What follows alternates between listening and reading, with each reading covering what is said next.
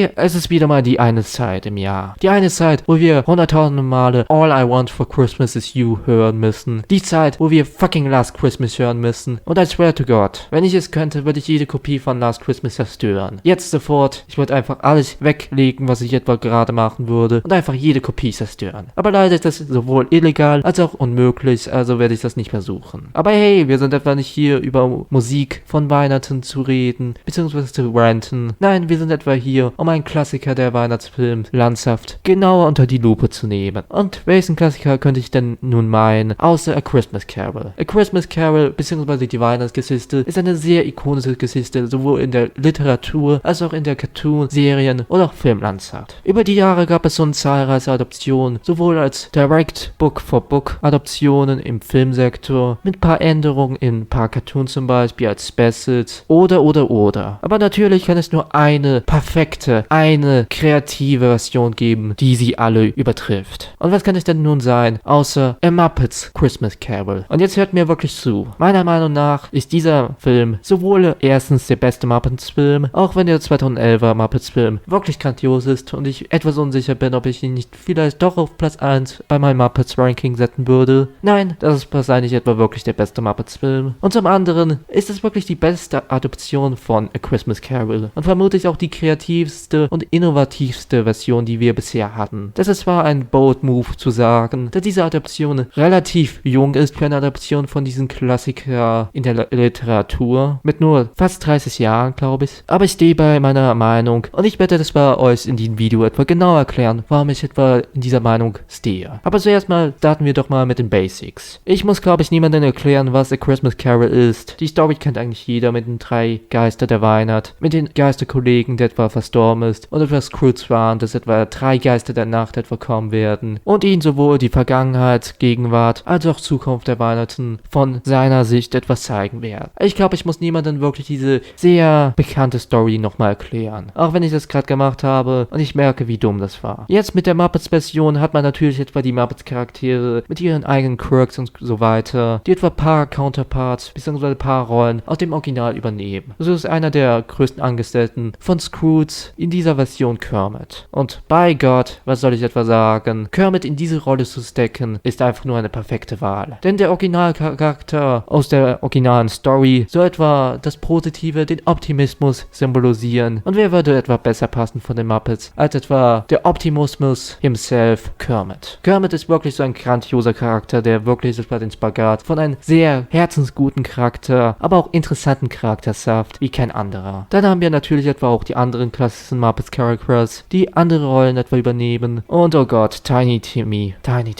du bist einfach eine Legende. Wir alle lieben dich, Tiny Timmy. Mit den Muppets als Counterparts für manche dieser ikonischen Charaktere aus dieser Story hat man auch etwa eine gute Balance geschafft, aus mehr komödiantischen, was sogar etwa Dickens in seinem eigenen Buch mehrfach befürwortet. Und was haben wir etwa auf der Scrooge-Seite? Natürlich etwa den Schauspieler, der etwa seine Charaktere so ernst nimmt wie kein anderer, Michael Caine, der später auch etwa in der The Dark Knight-Trilogie oder auch mit zahlreichen Christopher Nolan-Filmen bestimmt euch etwa ein Name ist, der euch wenigstens etwas sagt. Und bei Gott, was soll ich sagen? Caines Performance als Scrooge ist einfach nur genial. Denn laut ihm selber hat er etwa ihn gespielt, als wäre er in einem Shakespeare-Film, obwohl er etwa in einem Muppet-Film war. Und auch wenn es silly klingen mag, das passt einfach perfekt. Dieses Straightforward mit Scrooge ist einfach nur die perfekte Performance für diese Art von Film. Es zeigt etwa einen guten Kontrast, einen guten Unterschied zwischen den kalten, den wirklich etwa farbenlosen Scrooge und den farbenfreudigen, optimistischen und quirkigen Muppets. Und meine Güte, dieses Acting von Caine macht diesen Film umso bedeutender irgendwie. Denn am Anfang von diesem Film, wo uns etwa die Sicht etwa von Scrooge gezeigt wird, sind die Farben, die etwa genutzt werden beim Setting, alle grau, weiß oder ganz komplett schwarz. Es gibt kaum Farben und die einzigen Farben, die etwa ausgehen, sind etwa von den Muppets-Figuren, beziehungsweise den halt farbenfrohen Figuren. Dass die Muppets etwa auch so präsent in diesem Film sind, ist nicht nur etwa ein schönes Gimmick, nein, es bringt etwa noch mehr rein in die Story, denn somit ist der Kontrast, wie etwa Scrooge die anderen Leute ansieht, sowohl seine eigenen Arbeiter, als auch die anderen Leute, die etwa fröhlicher sind und so weiter, abseits von seiner Familie oder auch seiner Liebe, sehr genial. Denn diese etwa als Muppet zu haben, zeigt eben, dass Scrooge etwa die nicht auf derselben Wellenlänge sieht. Er sieht sie eher mehr als Tiere, was sie halt etwa auch technisch gesehen wirklich sind. Und das zeigt wieder, wie grandios dieser Film Film mit einer Bildsprache spricht. Dieser Film ist ein Film pur und pur. Er nutzt das Medium des Filmes wirklich unglaublich clever, was man beim ersten Watch vielleicht nicht merken kann. Die Farbgebung am Anfang, wo wir etwa Grau, Schwarz oder auch Weißtöne nur sehen und am Ende doch mehr Farbe reinkommt und das Lighting etwa dynamischer wird, halt lebensfroher. Gott, ich kann wirklich etwa stundenlang über die Bildsprache von diesem Film rumgossen. Was es auch so sehr an diesem Film setze, ist irgendwie der leiste Gothic-Style, besonders am Anfang, und auch etwa die Umsetzung der verschiedenen Geister. Der letzte Geist, der Geist der Zukunft, ist durch und durch ein Charakter, der etwa wirklich Gothic as fuck irgendwie ist. Der Geist der Gegenwart ist etwa wie in der klassischen Dickens-Story, der wohl farbenfrohste, aber auch somit irgendwie der teilweise düsterste. Immerhin wird er über den Verlauf von seinem Abschnitt immer älter, immer grauer und am Ende stirbt er quasi, muss man sagen. Und der Geist der Vergangenheit hat natürlich auch wie etwa in der klassischen Charles Dickens Story so dieses Verschwommene, dieses Seltsame an sich. Es wirkt fast so wie eine vergessene Erinnerung aus der Vergangenheit eines Kindes. Einfach nur brillant. Der Film ist wirklich ein Liebesblatt für sowohl die Dickens Story als auch die Muppet Crew an sich. Er bringt viele innovative Ideen rein, die bis dato von keiner Adoption etwa genutzt worden sind, beziehungsweise auch nach diesem Film von keiner anderen Adoption teilweise genutzt worden sind. Sei es nun etwa die Narration von sowohl Gonzo als auch Rizzo. Ich weiß wirklich nicht, wie ich den Namen aussprechen soll. Es tut mir leid, Muppet Stans, es tut mir leid. Von einer cleveren Bildsprache und von grandiosen Directing und einer sehr, sehr, sehr verdammt guten Performance, die etwa zum Ton und Kontext dieses Films passt, von Michael Caine, als auch den Puppeteers der verschiedenen Muppets, gibt es zahlreiche Dinge, die man etwa an diesem Film loben kann. Er versteht den Core der Muppets, er versteht den Core der originalen Dickens Story und meiner Meinung nach fügt er die zwei so gut zusammen, dass man etwa die Dickens Story und die Muppets nicht mehr irgendwie miteinander trennen kann. Zumindest in meinem Kopf her. Natürlich gab es viele andere kreative Takes an dieser klassischen Weihnachtsstory, aber meiner Meinung nach kam keins wirklich mehr an diese Brillanz von dieser Verbindung von zwei verschiedenen Dingen ran, wie etwa diese hier. Was bleibt mir denn am Ende zu sagen, außer, warum zum Fick habt ihr ihn noch nicht etwa gesaut dieses Jahr? Oder die andere Frage, wenn ihr ihn noch nie gesaut habt, was macht ihr noch hier? Saut ihn. Es ist ein verdammt guter Film als solches und ein verdammt gutes Meisterwerk eines Weihnachtsfilms. Und meiner Meinung nach der definitive Weihnachtsfilm. Kein anderer Weihnachtsfilm hat es geschafft, wirklich, dass ich ihn etwa jedes Jahr etwa zu Weihnachten oder zu der Vorweihnachtszeit schauen möchte, außer dieser hier. Und das ist wirklich ein hoher Standard, den man etwa wirklich nicht vielen Filmen etwa behaupten kann. Es ist einfach nur Brillanz pur. Aber jetzt seid ihr dran. Falls ihr diesen Film gesehen habt, was sagt ihr zu diesem Film? Welche Dinge sind euch etwa beim nächsten Rewatch aufgefallen? Oder welche Dinge sind euch bisher noch nicht wirklich richtig aufgefallen? Schreibt die doch alle gerne in die Kommentare. Und das war's von mir. Wir sehen uns, beziehungsweise hören uns beim nächsten Mal. Merry fucking Christmas. Euer Random oder so ähnlich.